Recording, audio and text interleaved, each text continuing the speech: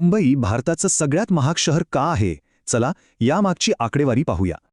हो, ताज्या आकडेवारीनुसार मुंबईला भारतात राहण्यासाठी सर्वात महागडं शहर मानलं गेलंय. मुंबईनंतर या यादीत दिल्ली, चंदीगड, नोएडा आणि पुणे या शहरांचा नंबर लागतो. पण मुंबई इतकी महाग का आहे? सगळ्यात मोठं कारण आहे इथल्या घरांच्या किमती. आता तुलना करूया. दिल्लीच्या तुलनेत मुंबईत 1 BHKचं भाडं तिपटीने किंवा चौपट असू शकतं. आणि घर विकत घ्यायचं म्हटलं तर एका 1 BHK फ्लॅटसाठी तब्बल 1.5 कोटी रुपये मोजावे लागू शकतात. पण खर्च फक्त घरापुरता नाहीये, याचा परिणाम आपल्या रोजच्या जगण्यावरही होतो.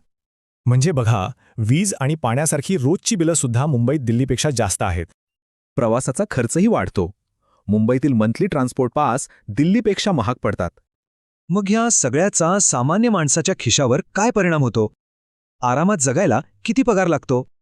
हे बघा, एकट्या व्यक्तीसाठी, जोडप्यासाठी किंवा मुलांसोबतच्या कुटुंबासाठी आवश्यक उत्पन्न खूप वेगळं आहे.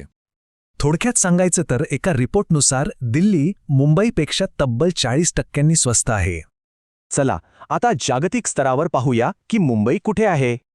मर्सरच्या सर्वेक्षणानुसार मुंबई जगातलं 60वं सर्वात महागडं शहर आहे. एवढंच नाही तर आशिया खंडात परदेशी नागरिकांसाठी हे 19वं महागडं शहर आहे.